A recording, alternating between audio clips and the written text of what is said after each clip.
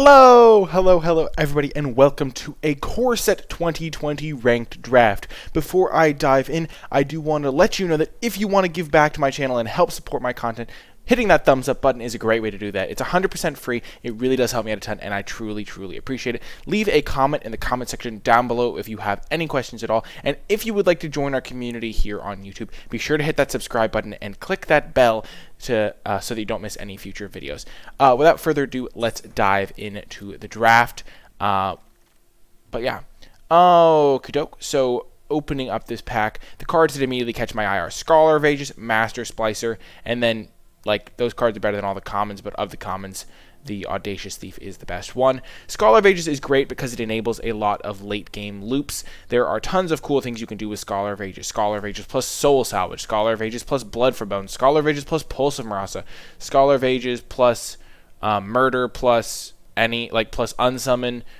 You just get a ton of different value. There's tons of different loops you can make with Scholar of Ages, and it's one of my favorite cards to draft in the set. It's a ton of fun.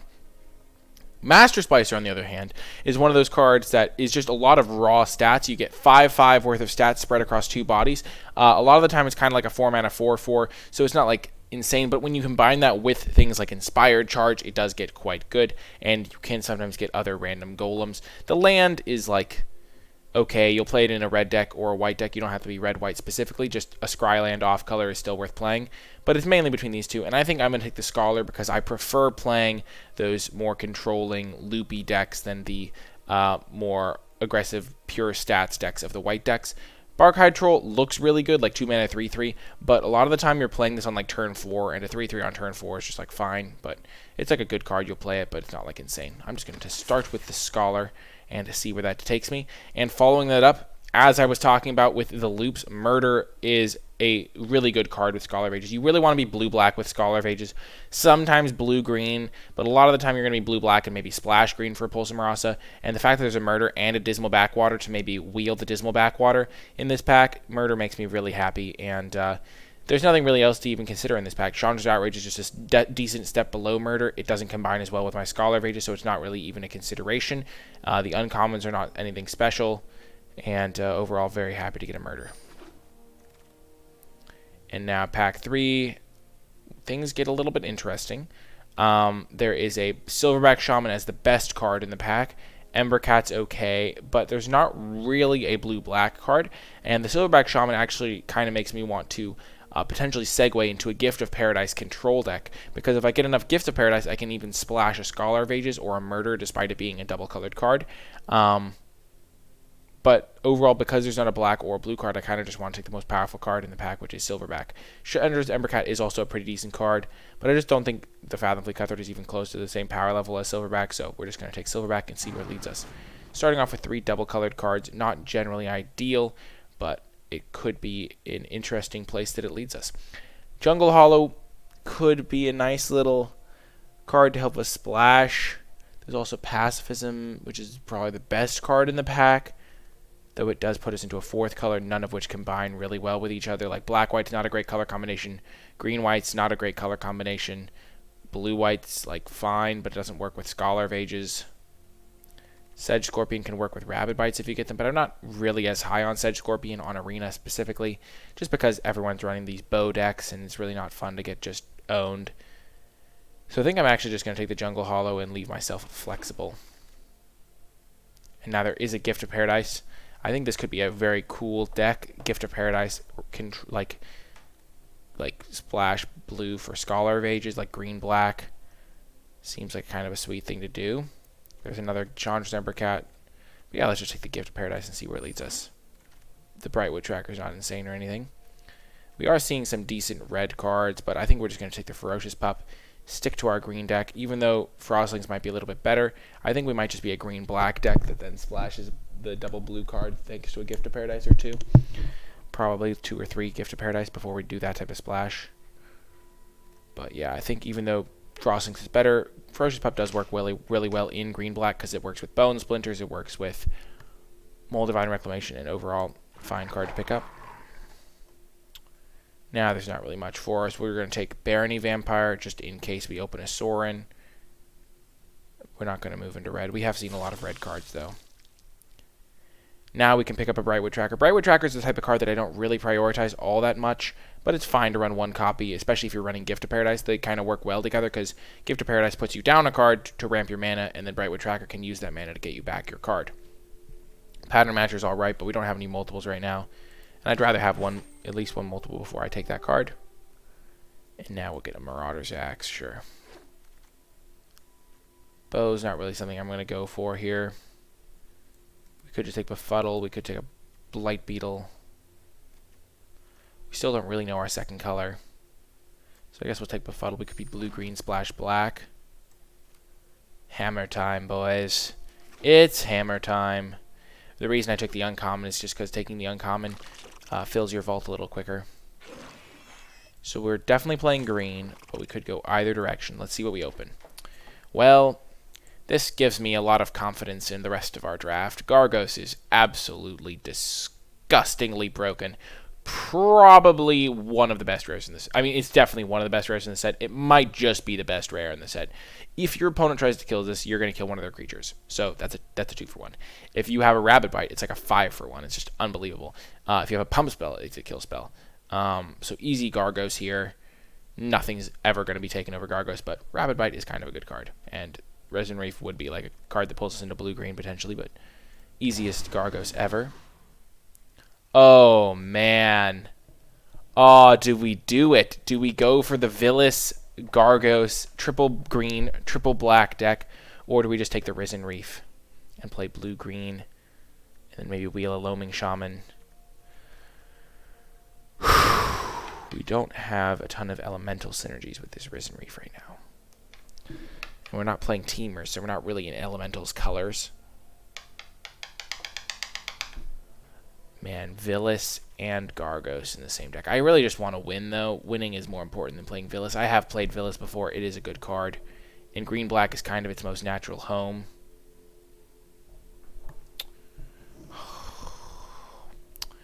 Definitely a close pick here. This puts me in one direction. This puts me in the other. Scholar of Age is actually not looking that good in my deck right now. Let's just do it. We got to take the Villas here and then look for more ramp. Now there's a Silverback Shaman. Sure. Our deck is kind of expensive, but we're looking to find all the Gifts of Paradise we can. There's a Soul Salvage, but yeah, we're just going to take Silverback Shaman. Just great value. Oh my gosh, why does it have to be Leafkin and Gift in the same pack? I don't think we're going for the blue. We're just going to play green-black and play Villas and Gargos. So we're just going to take Leafkin Druid. It's a little bit of better ramp, but we will be playing all Gift of Paradise that we get, I think. And there's a Bone Splinters, which we kind of want to get, but we just need to take the ramp. And now Gift of Paradise over Silverback Shaman number 3. We have a lot of expensive cards already, and we just need to be able to cast them. So easy Gift of Paradise here. And now another Leafkin Druid. Pulse Marasa would be a sweet combo with Scholar, but we don't really have the other instants and sorceries to support it, and we just need to get more ramp. And now a Jungle Hollow helps our mana out a decent amount. We'll take it over Mammoth Spider. Mammoth Spider is like a pretty replacement level playable, and so you just want to get those lands when you can. And now we can take Undead Servant or Vorst Claw. We already kind of have the expensive stuff on lock. So let's just take the Undead Servant and maybe get there on Undead Servants. Wolfkin's alright. I don't think we want Portal of Sanctuary. It is kind of cute with the pup. Maybe we'll play Wolfkin if we do have a Gargos. Ooh, Loaming Shaman's perfect. It means we'll never deck ourselves if we play our cards right. And now Skeleton. Mammoth Spider came back.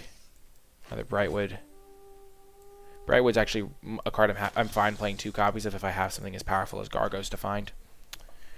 Well, I think it's a pretty easy Pulse Marasa here.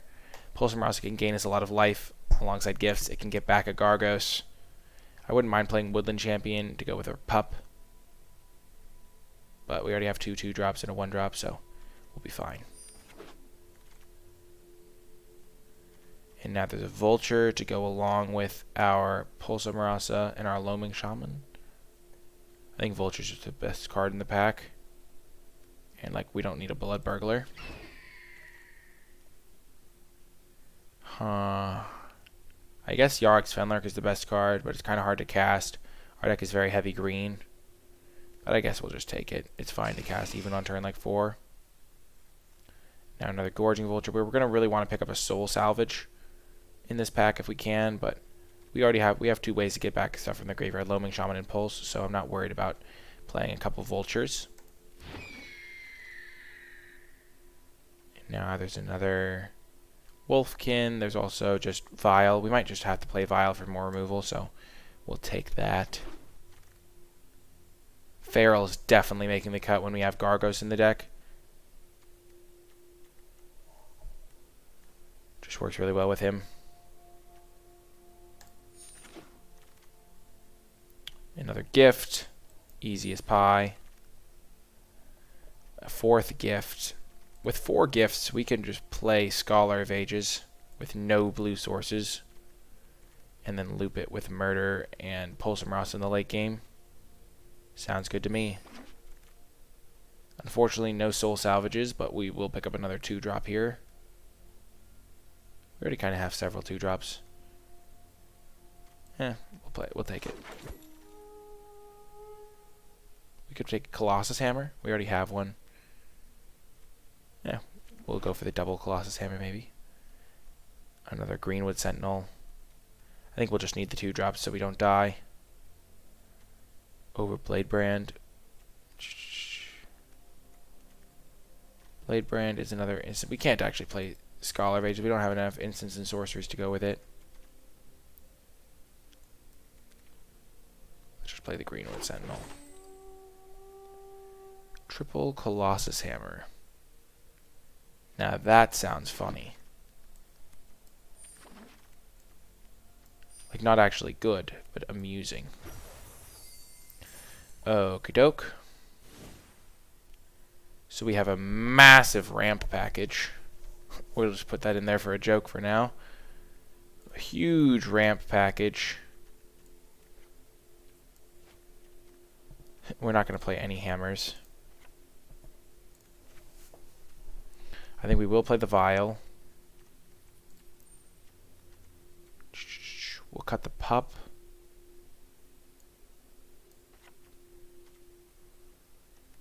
And what else? 1 Greenwood Sentinel.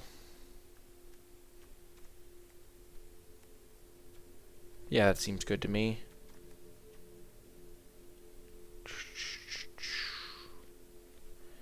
It's not unreasonable to play 1 hammer and 1 pup, maybe. Though we do have 2 Brightwoods as mana sinks already. How many creatures do we have in this deck? 15. Yeah, we're going to be able to hit creatures consistently. And we have 2 bombs to kind of just win us the game on their own. And a decent amount of life gain thanks to 4 gifts. Yeah, I like this deck. I think it's going to be very good. And last thing to do is to choose our basic lands. Always good to choose lands that put you in a good mood, a good mindset. So let's go to the forests and swamps. Let's see which ones appeal to us. This is a gorgeous swamp. I really like this one too. Kind of just want to take this one. Yeah, let's play this swamp. And then going to forests. Hard to go wrong with this one or that one. I like the very green forests. I like this one a lot. This is a good one. I know this stuff might seem like kind of minor, and it is definitely very minor. But it's just kind of fun to choose your land. Ooh, let's just go with Odyssey lands all the way. We are men of culture here on this channel. Yeah, they look great. Oh my goodness, it's going to be great. Well, that is the deck. I hope you enjoyed it, and I hope you stay with me for the matches. Welcome to round 1. We have a definite keep here. We have Gift of Paradise to potentially ramp out an early Gargos.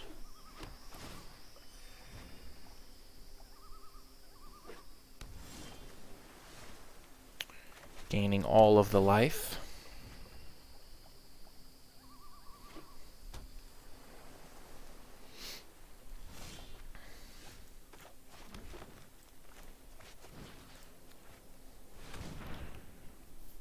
We're just going to play the gift.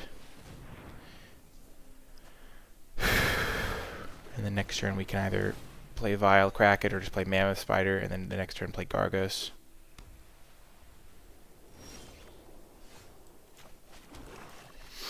I like playing a creature to bait out a counterspell if they have one. Perfect.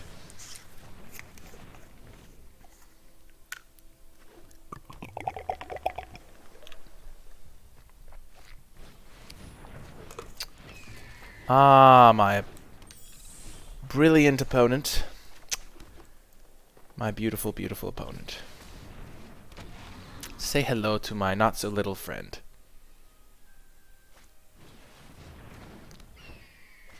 Okay, they are going all out on these flyers. Good thing we have Gorging Vulture and a Vial of Dragonfire.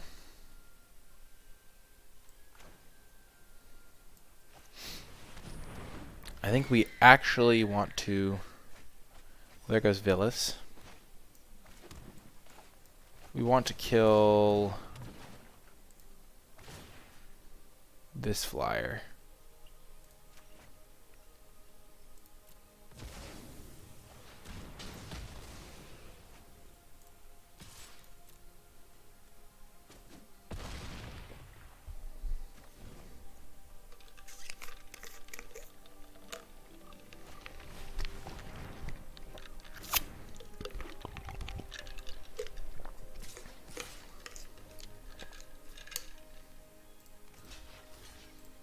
We'll block there. We don't want to give them the option to like 5-man block our Gargos right now.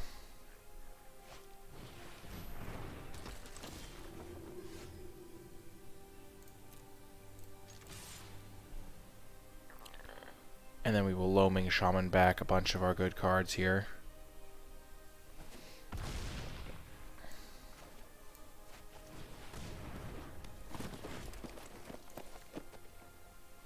Get back in Villas. Mammoth Spider, Feral Invocation, Gorging Vulture. These are all above average draws. I think Vial's a little bit below average when looking at the power level of our deck. But all those other spells are pretty good.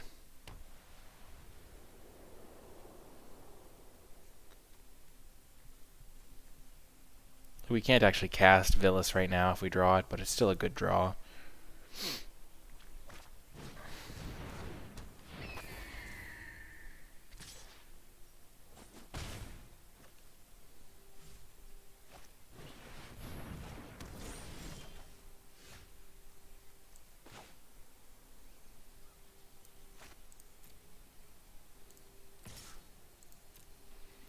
They go for some sort of triple block here. Okay, let's nab their last card.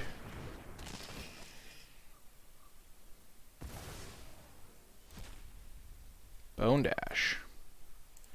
Well, that's a nice little reversal of fortunes.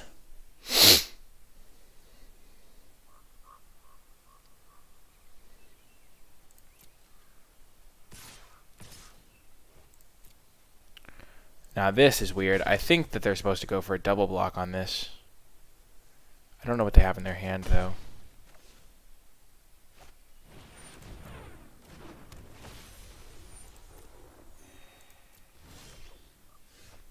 That was a disgusting draw.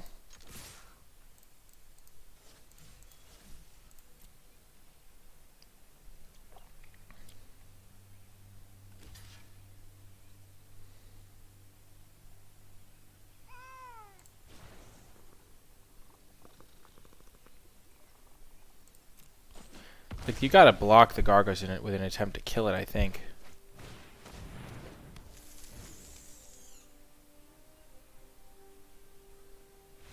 And opponent scoops it up.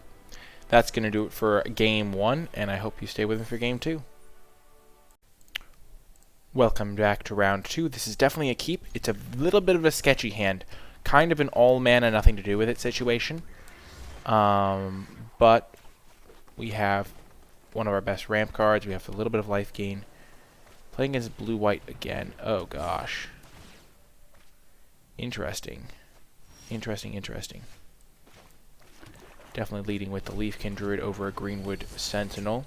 We can get our Brightwood Tracker out on turn 3.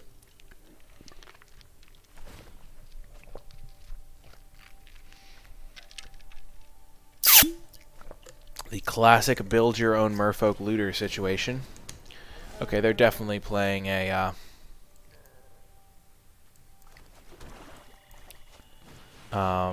deck that uses the Gauntlets of Light, or else Yoke Docks would never be played.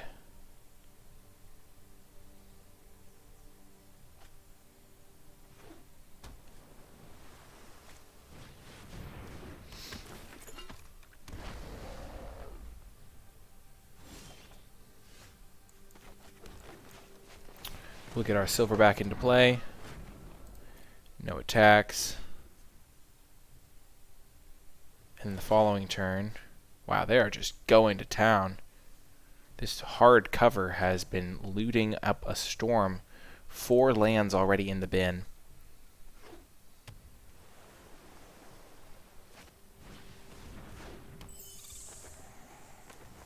We'll definitely trade.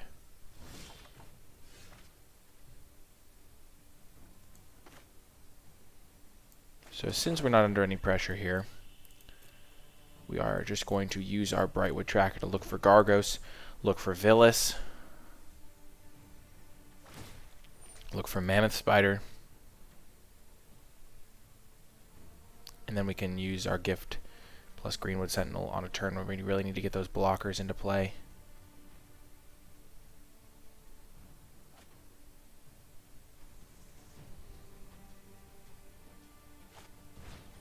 Frost Lynx.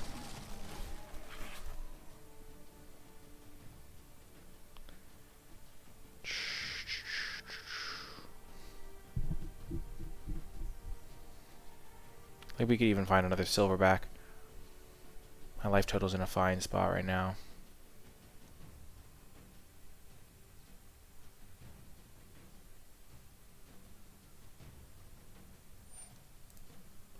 Wow, they tapped on Brightwood Tracker. Good job, Brightwood Tracker. You found a skeleton. Let me put murder on the bottom somewhere. Somewhere in a dark and dusty land. This actually worked out super well for us. So we're going to Gift of Paradise onto a forest.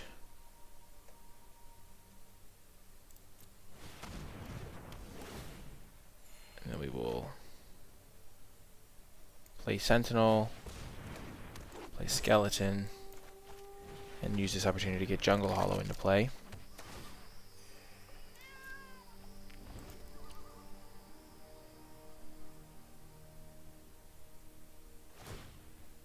I'm a little bit afraid of them Gauntlets of Lighting their Pegasus up because our 1 copy of Murder's on the bottom. That's really our only removal spell, other than a Vial. Okay, so we can get back that with a Pulse of Marasa.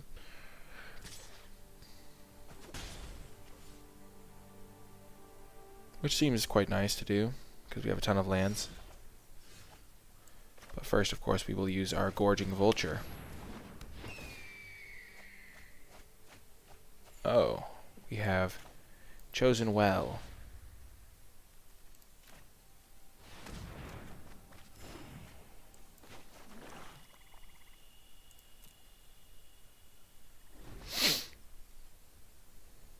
No point in attacking.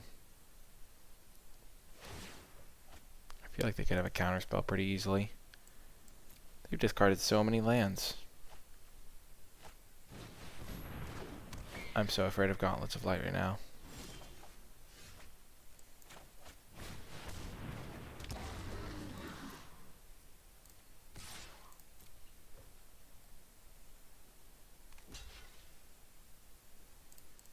Sure. Perfect. Now, Feral Invocation would be a removal spell.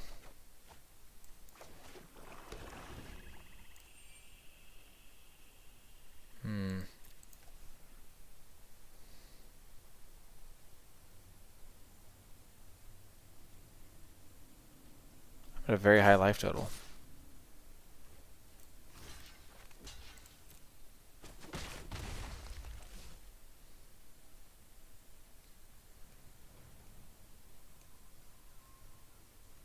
I snap blocked there. We're going to fight the Loyal Pegasus.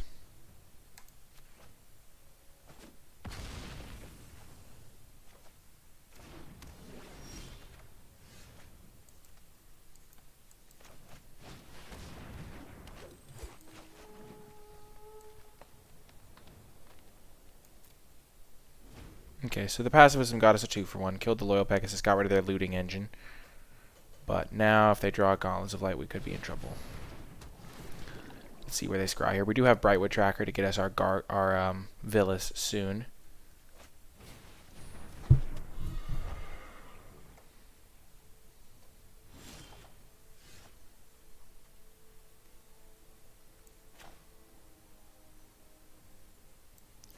We're just going to play this and then use Brightwood Tracker on end step so they don't necessarily see what's coming.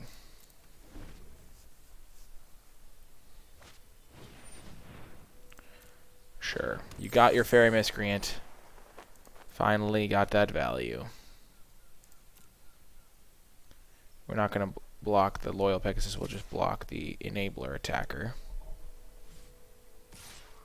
We'll block this guy. Because now they can't attack with Fairy Miscreant still. And we'll just keep impulsing essentially for Villas. Loaming Shaman's a fantastic draw. Okay. Fenlurker, you.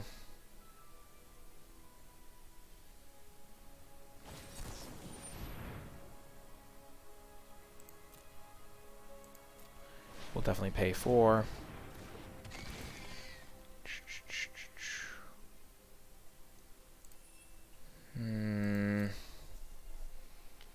I think using this is going to be better than playing Loaming Shaman. Next turn we can Loaming Shaman in addition to it. But we know that the bottom 3 cards are not Villas, and we know that the next 3 aren't, so we have like decent odds of hitting it, like 50-50 odds of hitting Villas with this. Well, we have a skeleton to permanently block that thing.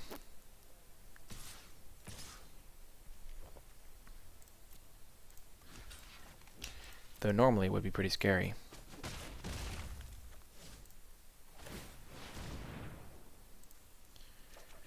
Hello, Silverback. Villas has got to be in this 4, right? Yep.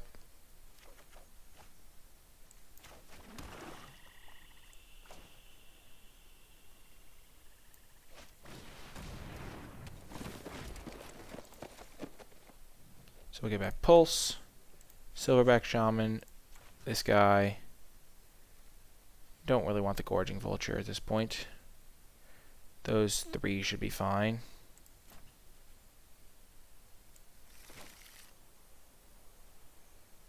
Could we have just played Villas? 1, 2, 3, 4, 5, 6. We could have. I don't really think it's necessary strictly. I think getting the shuffle in is pretty fine.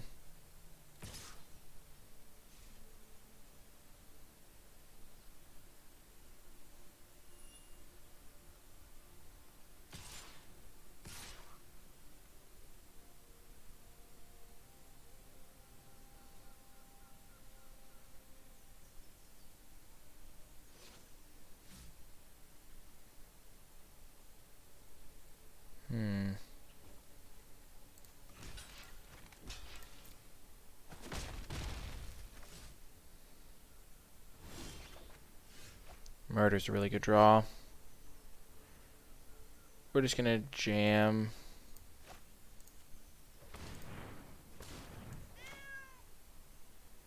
Villas into play.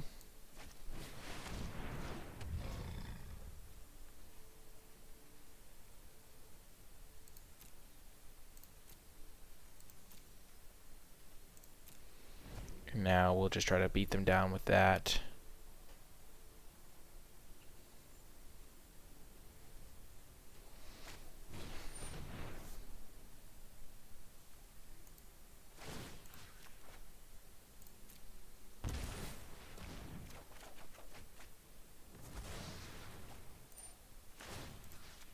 So we'll kill 3 of the guys, draw 3.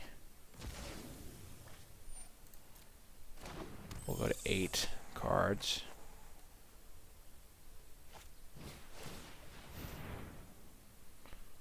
Villas will fight the squad captain. Oh, whoops.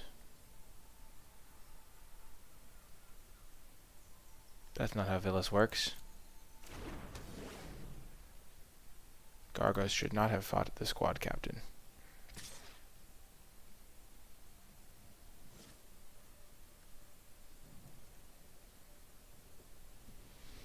That was a really bad play.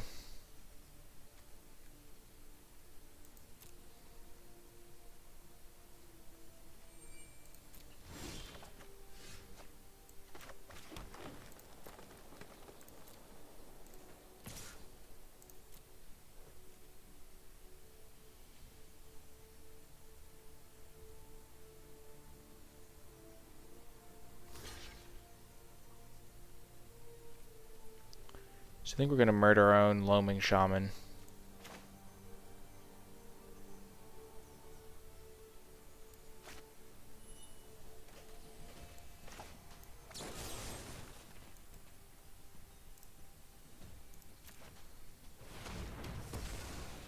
So that we can pull some Rosset back.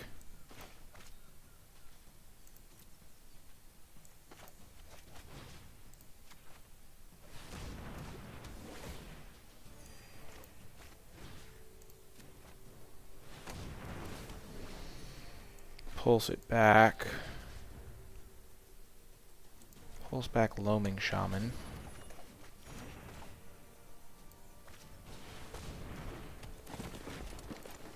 Target a player. Shuffle back Pulse. Murder. Gargos. Submit those three. End turn. I think we've got this. As long as we don't deck ourselves, we'll be fine.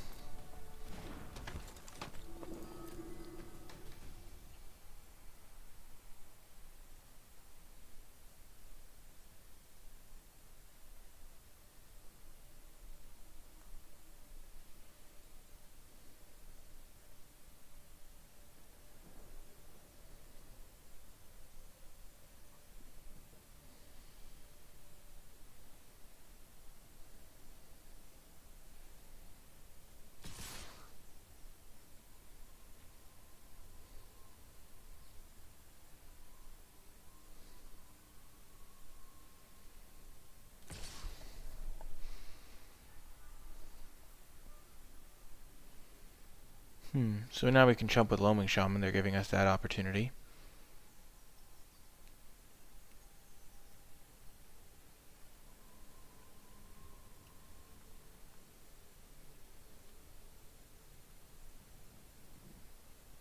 We kind of want to say Feral to use with Gargos to kill this, but we have Murder for that.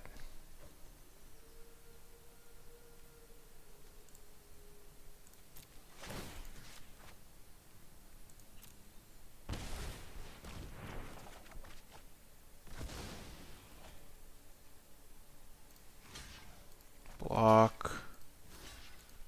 Block.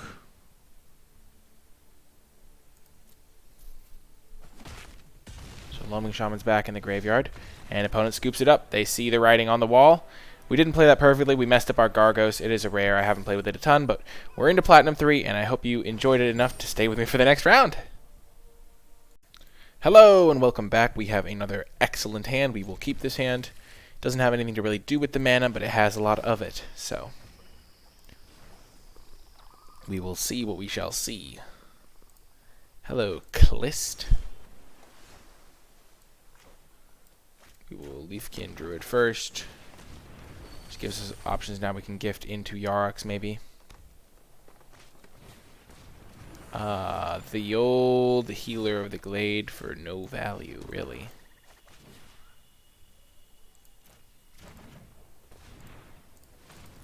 We're going to put Gifts of Paradise onto a forest.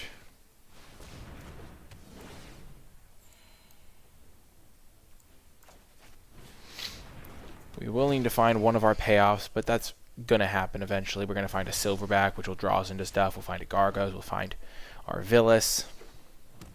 A Gorging Vulture would be happy to work too. Oh, that's why they did it.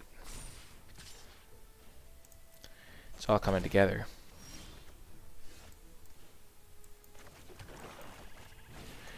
kill Overgrowth while we have the chance, and they don't have any mana up for a pump spell. No attacks, and then the Yarok's Fenlurker is actually going to be a 1, 2, 3, 4, 5, 6. It'll be able to hold this thing back. We should have blocked with Leafkin maybe, but we don't really want to risk it. I wasn't even thinking really even. We should have blocked 100%. We don't need the mana that much, and the damage could be irrelevant. It's late. I don't really think always as much as I should.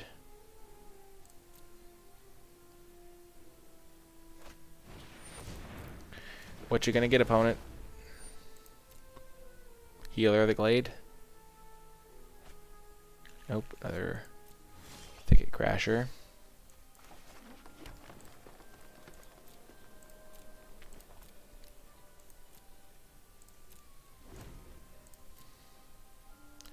We can get back Yaroks for that ultimate value.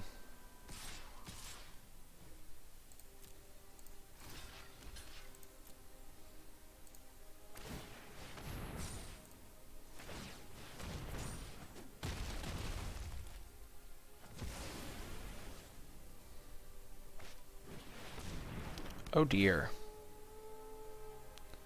Hopefully they're not playing any like crazy splashes to wreck me and actually start activating it, because I don't have any removal. Ooh, this is a really good draw. This is a really good draw. This is a really good draw. 1, 2, 3, 4. There you go. There's Villas. We have enough mana to cast him, so we will wait.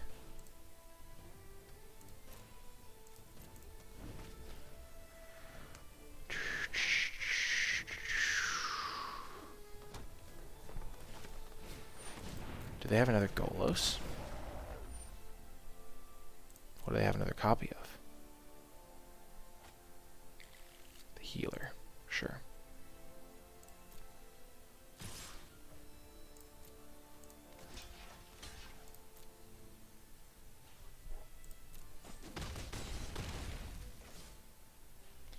Being at 15 would be a little bit better, I think. Much safer.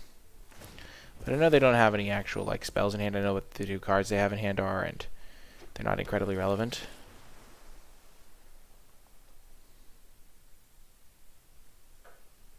One, 2, 3, 4, 5, 6, 7, 8. Hello, Villas.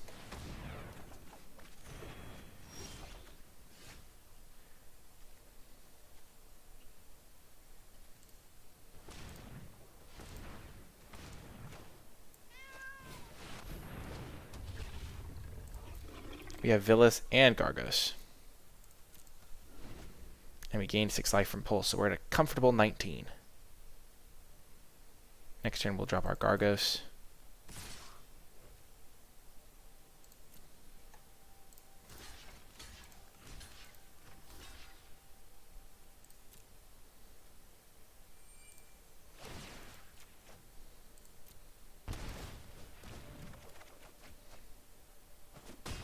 We have a lot of life gain in this deck.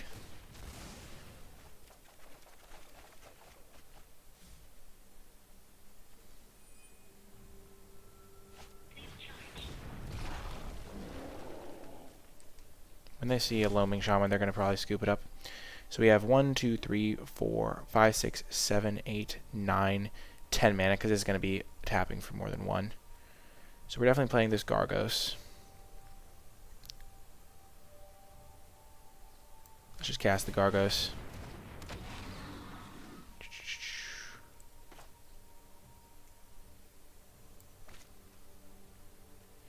We could gain a life. And play Brightwood Tracker.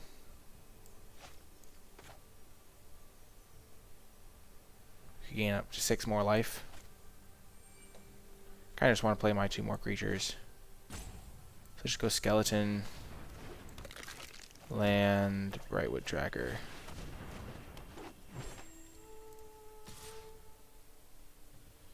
We'll just attack them for 8.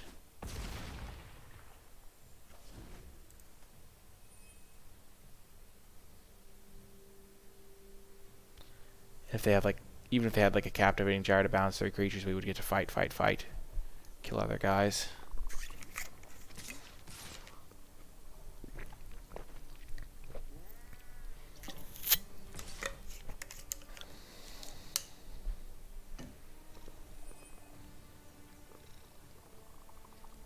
We still have our Loaming Shaman, so I'm not worried about decking.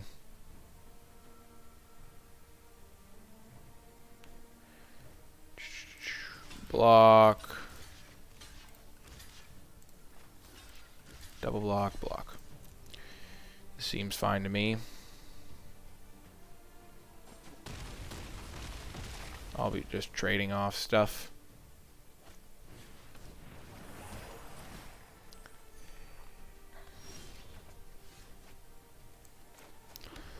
I'm not going to even spend a ton of mental energy like thinking about what I should do here, because I'm just going to be casting my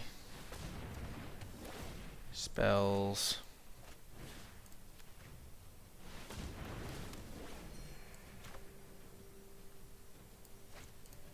I'm going to tap that though, so I can hold up a couple of Villas activations. 8 and 16. I don't want to accidentally mess this up.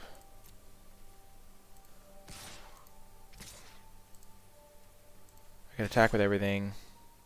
There's no reason to risk it though. We'll just attack with these two. They can chump. They're totally dead next turn, and this just means that there's no board wipe they could have.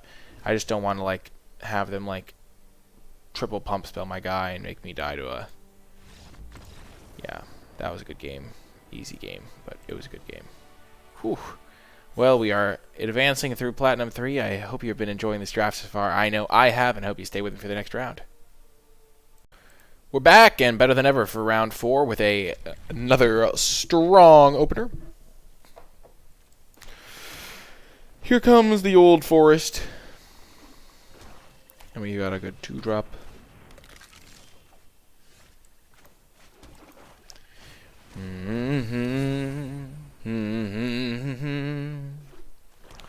We're not going to block. If they have Blade Brand, it's just really bad for us.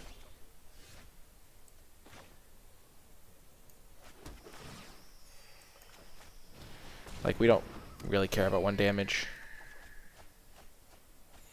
Oh, yeah, that value. The skeleton value. Now I think we will block, because if they Blade Brand, they have to waste their turn 3. Oh, they're killing my 2/2.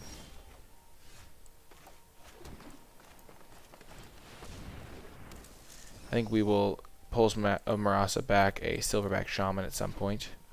Probably next turn after we play a Greenwood Sentinel.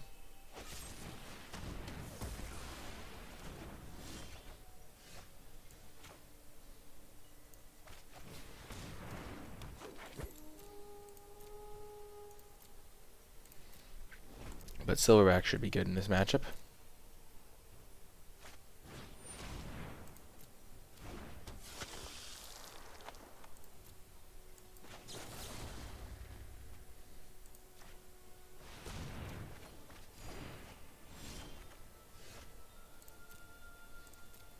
So we have a lot of mana ramp to cast, but we're going to get the Silverback into play first.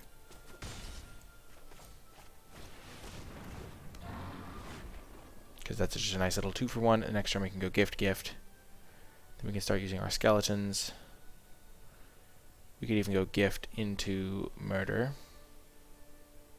If we draw land, we could go gift, because gift essentially costs 2 mana, because we could do this. Then we can tap this. No, 3. It costs 2 mana. Play gift, and have a land up.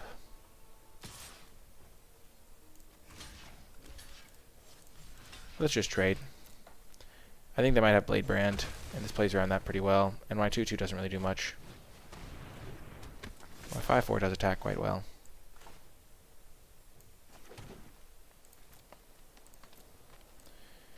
And if they want to do Blade Brand on defense and risk a blowout, sure.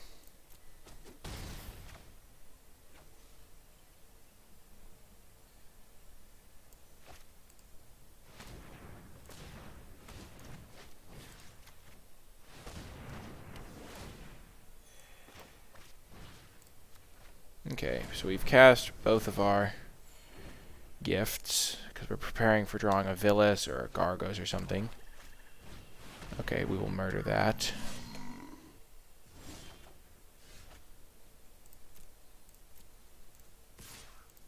Actually, we kind of want to trade with that. We kind of want to draw a card. Yeah, we'll draw a card.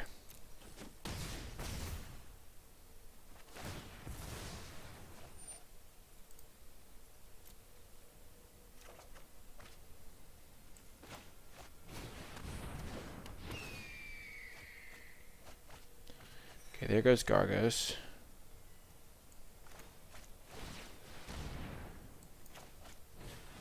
Hold this land in case they have a Fenlurker or something. Okay, so we want to draw Loaming Shaman, Villas, Brightwood Tracker. Those are our 3 best draws.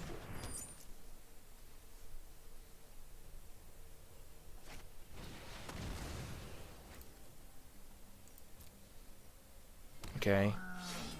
Vengeful's back. And better than ever.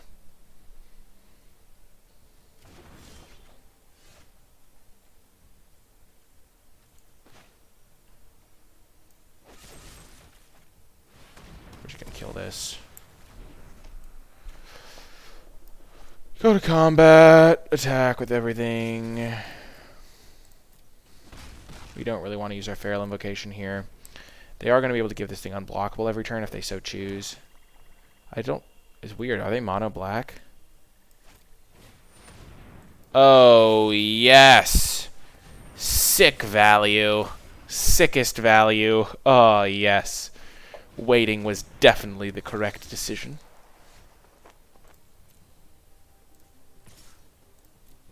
Heck yes.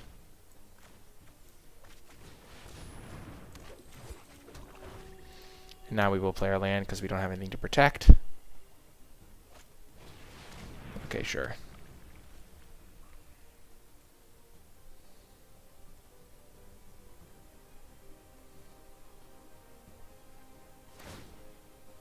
We're at 36 life, jeez. That's kind of nuts. We're going to just wait to use our Brightwood Tracker until end step. Dig 4 cards for our Villas.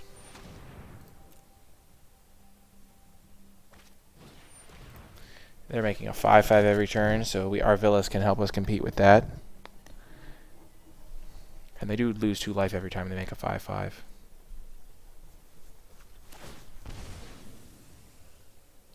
So they can only make 3 more.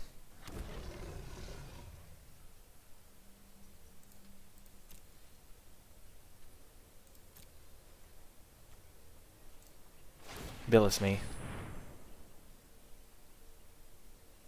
Or Loaming Shaman me. Preferably Villas me. Now that we know they have nothing in hand, well, we'll Villas here then.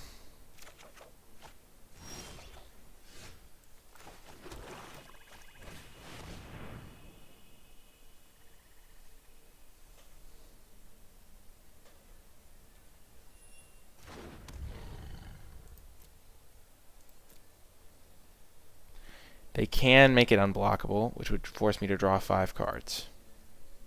So I need to be careful of this. Wary of it, no less. But I do have a Loaming Shaman that is somewhere in the bottom 4.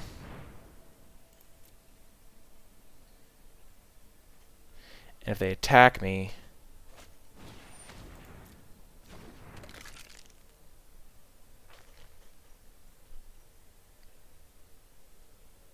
then they are in trouble.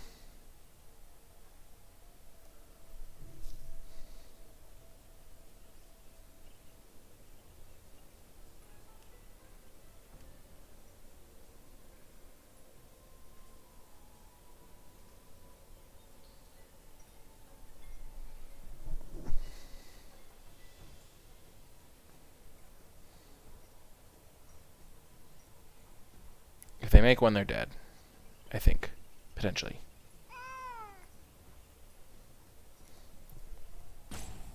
They're not actually dead.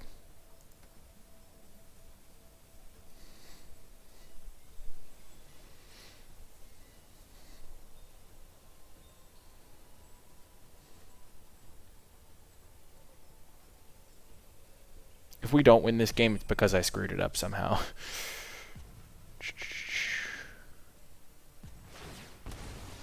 Okay, they're going for it.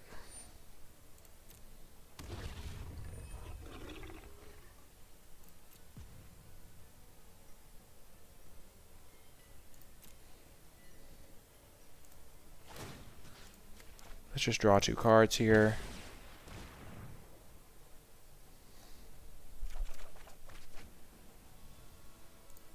Okay, my turn.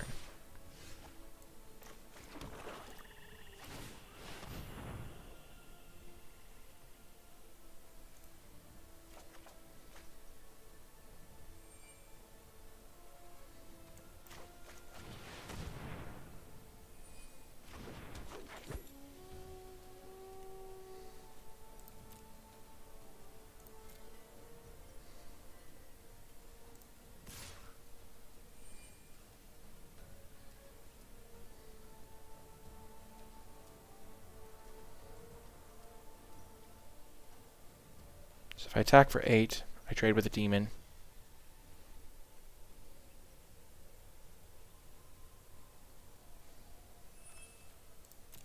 I think that's fine for me.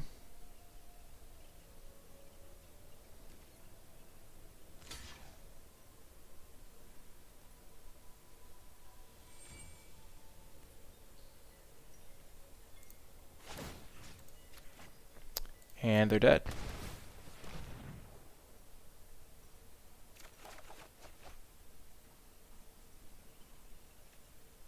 So he has trample. He does not have trample. I am dumb.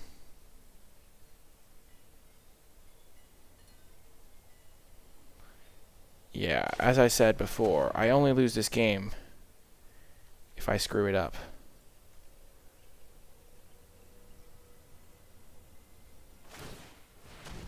Okay.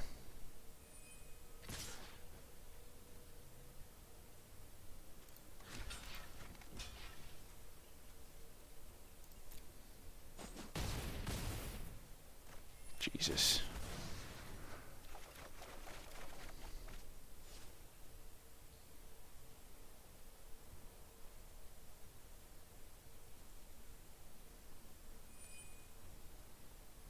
So they're dead. But only barely. Oh my gosh. I almost ruined myself here. Calculated.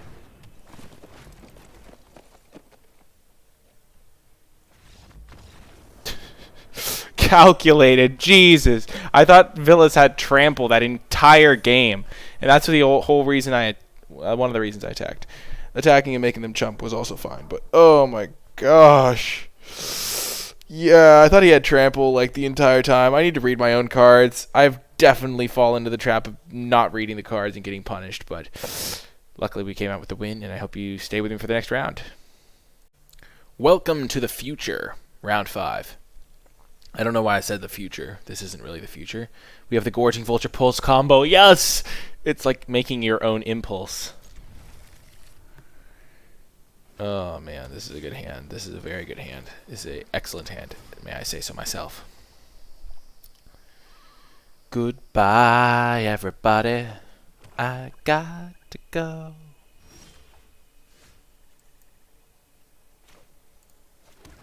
This is good. Anticipate. Anti-sape. Anti-kai pate.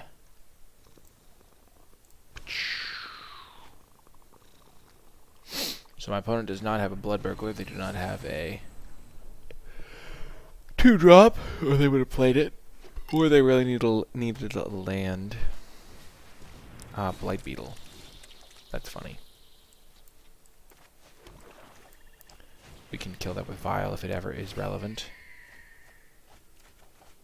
Oh, milling that is so sweet. Oh, the value. It's not very good for our Pulse of Marasa, but it is sweet, sweet value. Nonetheless.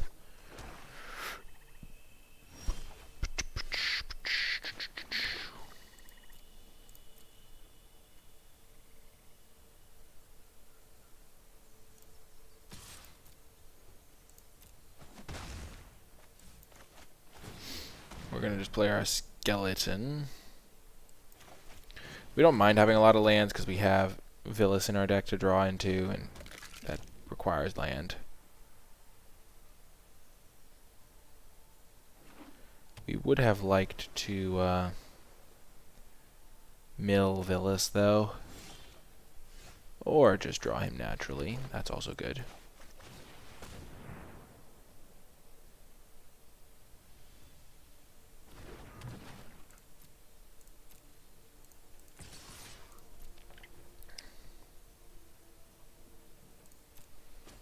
Got him for 3. Feels good. 1, 2, 3, 4, 5, 6 mana. We are 2 mana off. We have that mana in our hand. And we have pulls to get him back. Our opponent almost undoubtedly has a removal spell. Hopefully we can bait it out with a Silverback Shaman. We'll take 1. Good work, opponent. We don't really want to trade 1 for 1, though, so maybe we should just keep back Skeleton. Oh, speaking of Silverback Shaman, I don't even think we want to play anything right now. Our opponent's kind of under some pressure. They have to deal with our Vulture at some point, and they have a lot of cards in hand, so they probably have like a Bone Dash that they're holding up, because that's the type of monster our opponent is.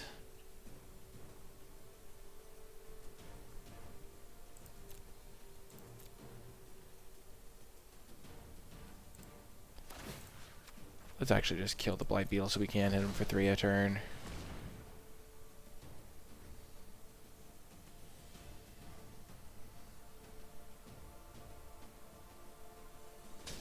And also they don't have protection from Silverback or Gargos or something. We're going to bait out a counter with our Gorging Vulture. They're going to Bone Dash this. Then we're going to go land Silverback Shaman. Then next turn we can Gargos. Not Gargos, Villas. Yeah, so we knew they had that.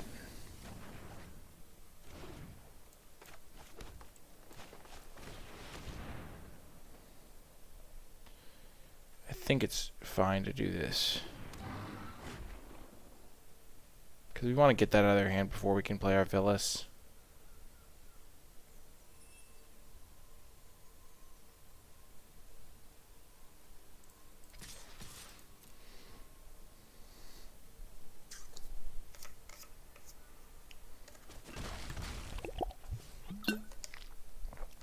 They still have no board state.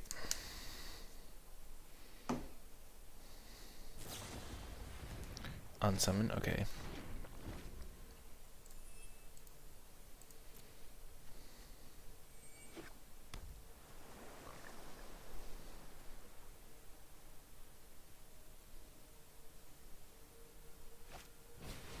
Sleep paralysis, my Gorging Vulture.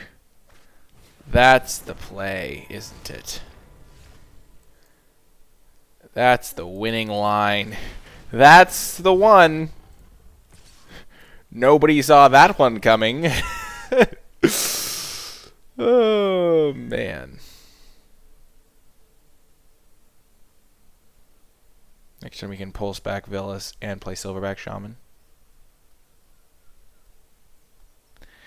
That's the sleep paralysis you kind of want back. You're like, you know, maybe I was a tad hasty putting Gorging Vulture to sleep. Villas looks like he needs a nap. He's been hard at work. I don't know what my opponent's up to. I have not really seen a creature except for this one Blight Beetle. But I will go out on a limb and say that they are in trouble. Aw, Villas did need a nap. Dang it.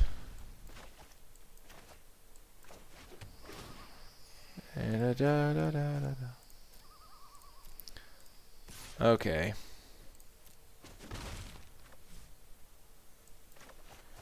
Play this guy, and then we will use Villas to draw 2 cards.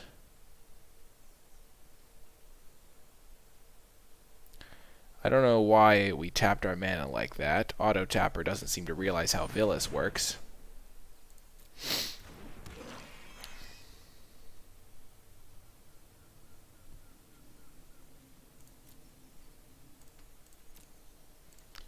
Oh, we will cast a Read the Bones for 1 mana without the scry. Because who needs scrying anyway? This is absurd. La-da-dee.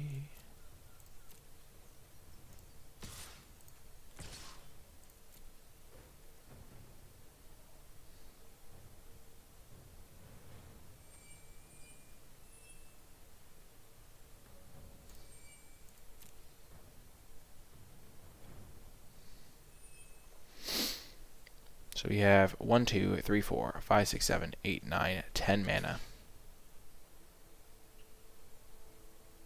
So we can play 5, 9, use Villas once. And if we hit a land off this, then we can even be in better shape. And we'll see what we hit off of the Silverback.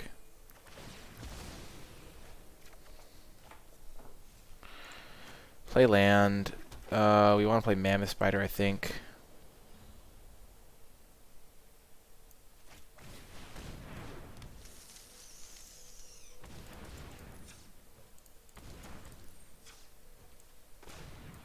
Gift Paradise this land, and then Yarok's them.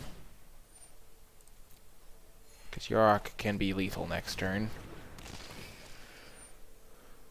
Okie doke.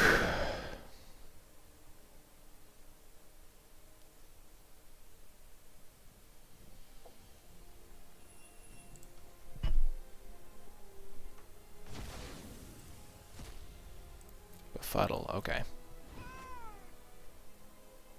I think they are potentially dead. Oh, man. This has been a very good deck, shall we say. And opponent scoops it up. Okay, on to round 6. The deck has been performing well, and we are even in contention to get to Plat 2 with it. Hello, and welcome to round 6. We have another keep, but it's not as good as the previous hands have been, for sure. It just has enough going on. We are playing against a bronze player. Interesting dynamic. They have taken a mulligan. They are on the draw, so they can get that card back. We hope to draw a swamp or a gift to get out this Silverback Shaman. Forest is our absolute worst draw, I'd say. We have not played against any red decks in this. I spoke too soon.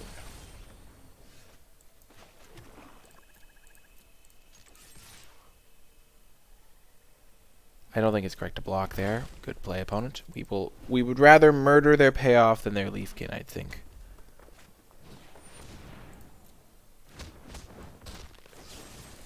We will use our murder on that.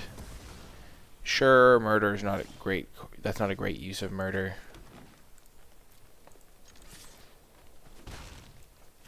And maybe it would have been better if we'd murdered the Leafkin Druid, but I like just using our mana that turn, keeping our opponent from pulling too far ahead.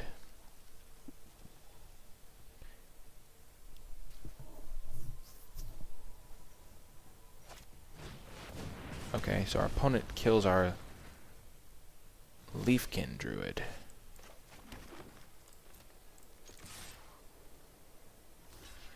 They got sick of being a coward. I respect the play.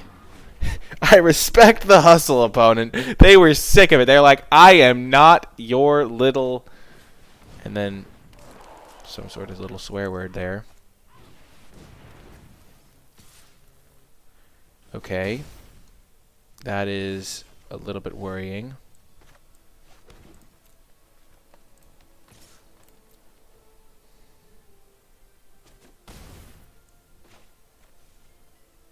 Nice work, Auto Tapper. Trying to screw me, I see. I see you there, Auto Tapper. So we gained 2 life. Nice. We didn't mill anything important.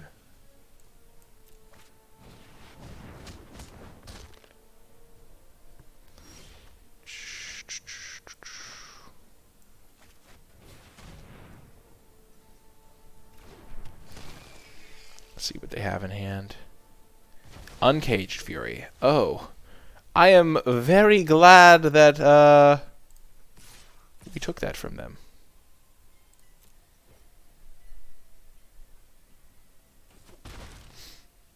I'm surprised they didn't double block.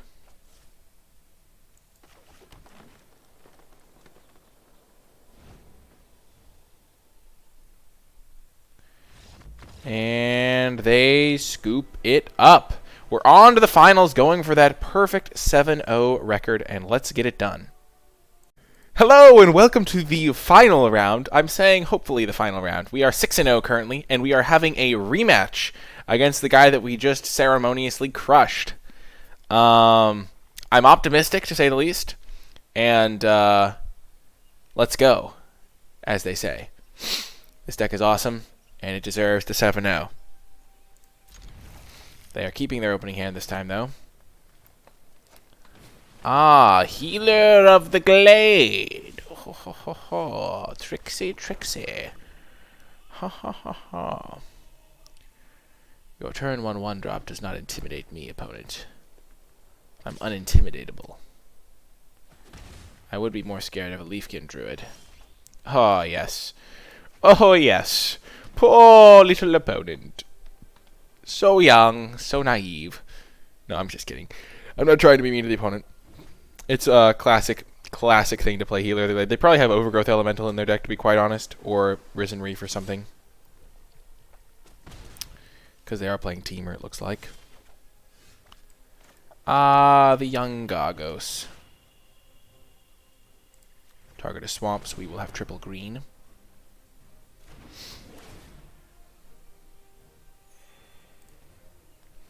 All of your hard work undone, healer.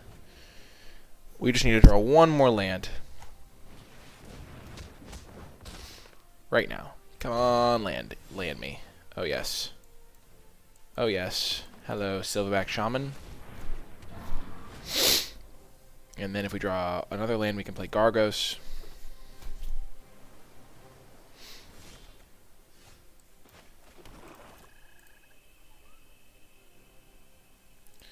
So they're holding up 5 mana. They have not played a spell this turn. So I'm actually going to play around a counter spell. Like a Bone Dash. We'll run our Brightwood Tracker into it.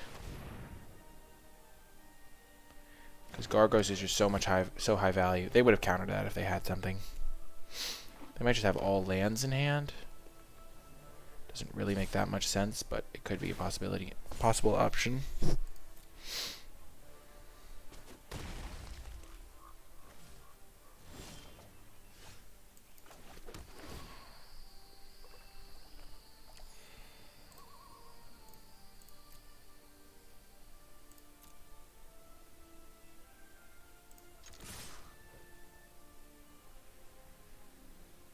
I'm a little bit worried.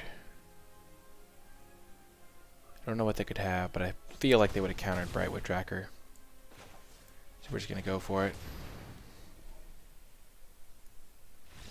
Boom! And Gargos gets the job done. I don't know what was in their hand, but we are all the way into Platinum 2. We were like Plat 4 with 2 chits, and now we are in Platinum 2 thanks to the power of Gargos.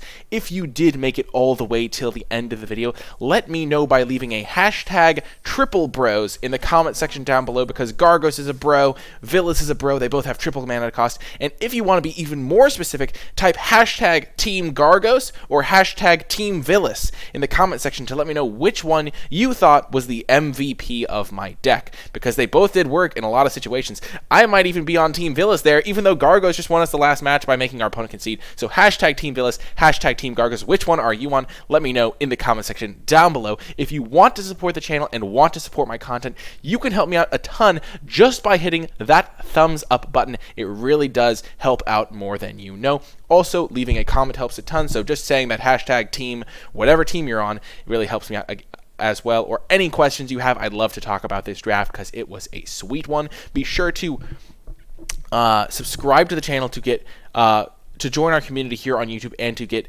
notifications when I post future content, click that bell icon so you don't miss any future videos. If you would like to give back to the channel, you can do so in many ways, one of which is by buying cards using the affiliate link if you are going to be buying cards. The affiliate link is a link that is in the description and also in the pinned comment, and that link will take you to the TCG Player store, and any cards you buy using that link, I get some of the proceeds. I use TCG Player myself, that's why I reached out to them to get that link for you guys, and basically it just sends you to their store, same low prices, same cards, but if you're going to be buying cards, you might as well use that link because it gives back to my community, helps me continue to make content. The reason I use TCG Player is because I found that they have very low prices compared to other places, like just the lowest prices, and also they have had great customer service for me. Also, if you would like to give back to the channel directly, you can do so via the Patreon. You get access to bonus content every week on patreon.com/NicolaiBolas. It's a monthly subscription service. It's free to sign up. And then you just choose any amount you want to pledge per month. You can cancel at any time if your circumstances change, and I really do appreciate all of my patrons over there. And as a way of saying thank you, I do give them access to bonus content every week and other cool rewards, like for certain patrons at certain levels, certain tiers, they get put into the credits at the end of the video. So thank you so much to all of my patrons, and especially those of you that support at the credits level. Thank you so much to all of you guys for watching the video. I had a great time making it. I hope you enjoyed it, and I will talk to you guys next time. Have a wonderful day.